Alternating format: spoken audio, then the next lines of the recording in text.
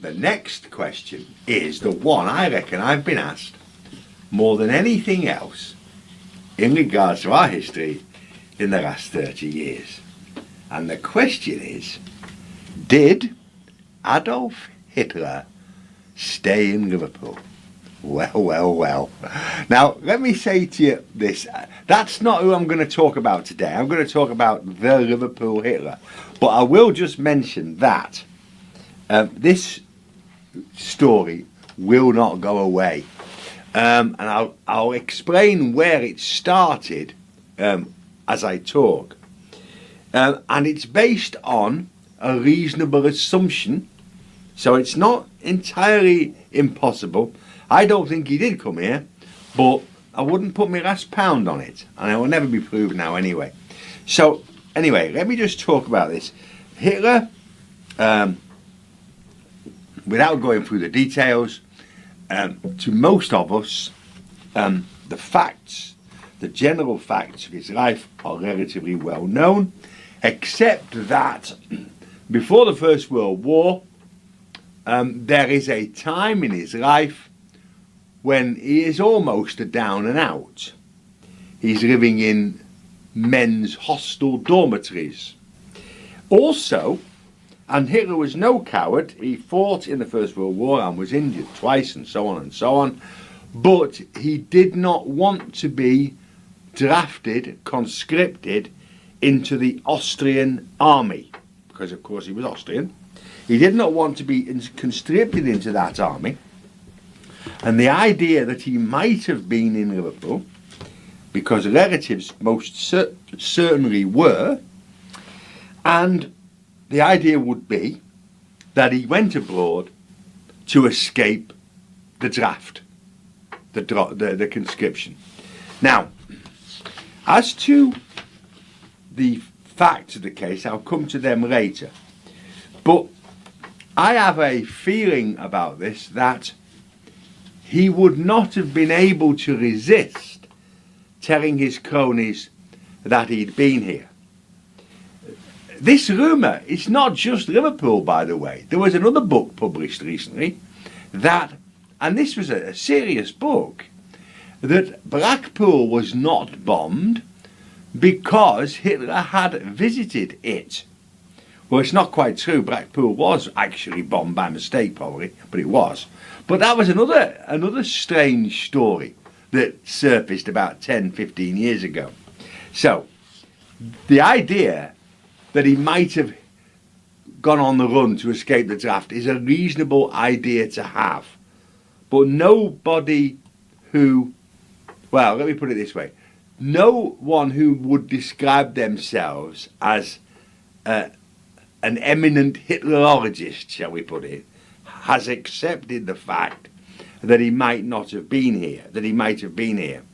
Also, I have read of a Finnish diplomat in the Finnish embassy in Berlin in the 1930s and early 1940s who was so obsessed with Hitler that he used to record his conversations.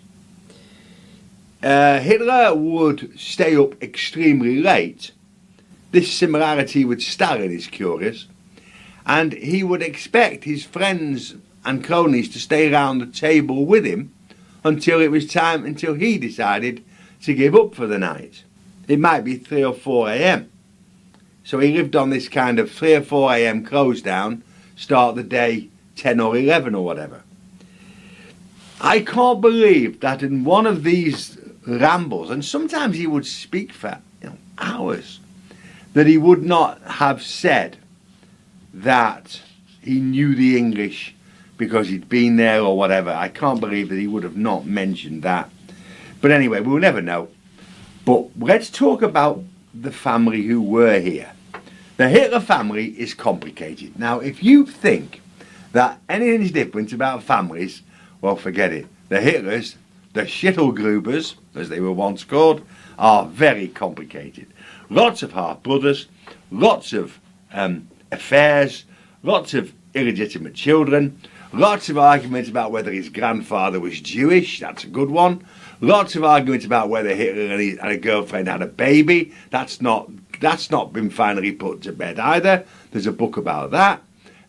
Girlfriends, well, you know about Eva Braun, but there's Gary Rauber as well, another one who committed suicide. He's not got it's a pretty unsuccessful private life, Adolf. And then there's his half-brother, Alois. Alois Hitler. He is the one that comes to Liverpool, but it's a pretty rocky road before he gets here. The first time we hear of Alois is rows with his father. Hitler's father, customs official, general useless, rogue, user of the belt, user of violence against his children, stubborn, Austrian. Do we need to say any more than that? Always fell out with his children, and none of them could get on with him. Mind you, I suppose it might not be that difficult to fall out with Adolf, but we'll never know. So Alois gets out as soon as he can, and he goes to Ireland, and he works as a waiter in the Shelburne Hotel in Dublin, which I've stayed in. Very nice it was too, I remember. And he ends up stealing wine from the wine cellar and serves a 5 months prison sentence for stealing. He then gets deported from Ireland, but then he goes back and he's working as a groom at the Dublin Horse Show, which still continues. And he's working as a groom there in about 1909, and he meets a girl called Bridget Dowling.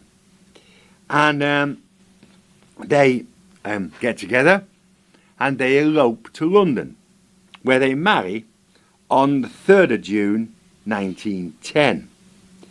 Now, William Dowling, that's Bridget's father, threatens to have Alois arrested for kidnapping his daughter. However, his daughter's old enough, probably to have avoided that one, but Bridget persuades her father that she loves him, she'll make a success of it, and to leave Alois alone. So they're left in peace by her father anyway. However, there's more trouble in London. There's a fight over an unpaid bill to a milkman. So where do they come to? And you knew it would happen in the end. They come to settle in dear old Liverpool town.